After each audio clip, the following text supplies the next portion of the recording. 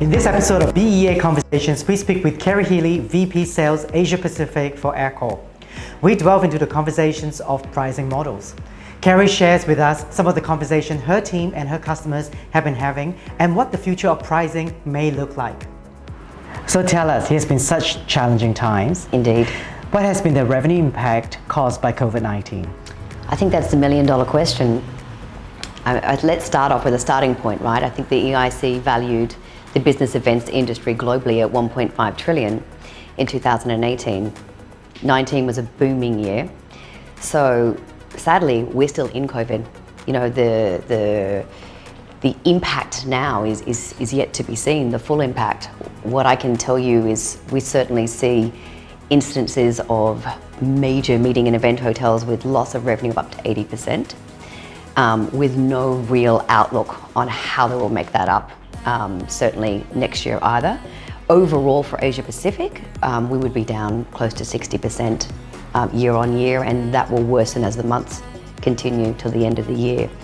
I think we're in for a long, hard road in terms of recovery on this particular segment, and that's fueled by a recession, a global one, fear of travel, no vaccine, and many other factors. So 2 to 3 years, I think, for a full recovery. And when I say recovery, I think the future looks very different.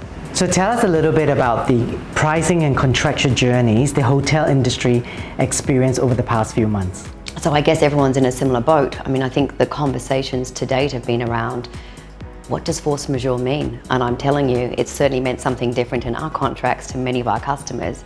And then when you took an interpretation of a US opinion versus a Vietnamese opinion, a Thai opinion here in Singapore, it has been a steep learning journey, and that is one conversation that's going to continue into the future.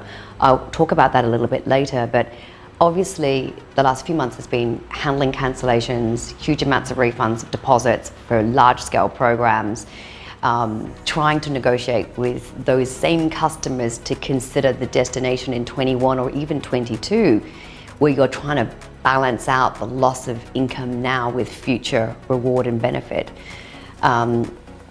The conversation at the moment, of course, has changed to, are you ready for virtual meetings? It's all about technology.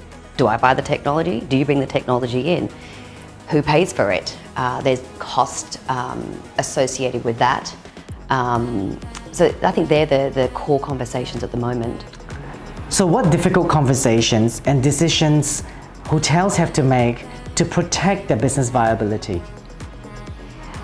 I think right now we're focused on what does a new pricing model looks like. The word that we're talking about, and I think we have to learn from a crisis, right? If we don't learn, we set ourselves up for even more failure. For us, it's about a sustainable business model. When you are going to be faced with ongoing government constraints, security and safety being at a all-time high and paramount, certainly from our point of view with our employees, but certainly from a corporation point of view with their employees.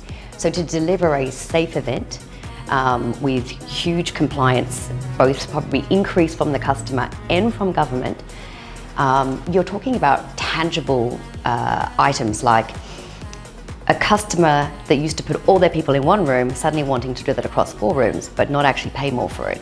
That's not sustainable. You're talking about the introduction of technology and possibly introducing as much touchless technology through hotels and brands across the world, which comes at a cost and a price. There's going to have to be, the new conversation will be about flexibility of terms and conditions. How do you deliver value? Not only because we're in a recession and budgets will be cut, but because we have to deliver more on a safety and security point of view for those delegates. And because so much will be done through either virtual or hybrid meetings, when you decide to bring people together for a face-to-face experience, the expectation to deliver on that delegate experience will be huge. So they're going to be the tough conversations. How do we deliver in the new pricing model all the expectations on brand for both ourselves and for the customer? So we know that pricing is going to be a continuous conversation. Indeed. What are your customers telling you when it comes to future business opportunities? I think people are very cautious. Most of our customers are looking at what events they'll do virtually, which events they'll take hybrid, and when is the right time to bring groups of people together from a face-to-face point of view. Interestingly enough, China is almost business as usual. Indonesia has just opened up their government meetings, and that's been a really interesting learning curve for us as we've had to really go through the explanation of how AllSafe works in the meeting and event environment and actually be certified by the government to host their meetings. So very interesting. You know, I think I read something recently where the most researched question on social media is, when will we meet again? I think people crave human contact. I don't think that's going to go away. I mean, there is a level of cautiousness as we learn to operate in the new norm that will dissipate in some context, but you cannot replace 100% of an event experience digitally. We all know that. So I think it is a long road, as we discussed earlier, but it will come back, but it will just have to adapt to what the new norms are, the blended model. And perhaps even, I think hybrid will be really relevant, because there will be some people who still just don't want to get on that plane and they don't want to travel. So same event being held in multiple time zones in multiple countries. Exciting. We've got to create value. But the requirements have massively changed for the hotel. So no, you can't take a ballroom for 30 people when it takes 1,000 people and expect to pay a daily delegate price. I think that's quite an old-fashioned way of pricing. So we'll be certainly focused on bespoke solutions, understanding what's important to the customer. There's going to be a trade-off on some of those terms and conditions. You know, we thought GDPR was bad. Now the new conversation is indemnity. It's what is force majeure and what allows you to evoke that clause. Because let's be honest, if you book a meeting now for next year, you can't cancel based on COVID for force majeure. You knew about it. But who are we going to be flexible with? Who is a customer going to be flexible with? Is the customer going to pay more to have the flexible terms? Are we going to give more because we trust the customer? So trust becomes the new currency, and I think it was always there.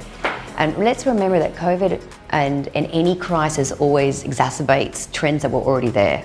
So we both know from being in the business for a long time that certainly in the business events sector, like, it's massively important to trust who you're doing business with.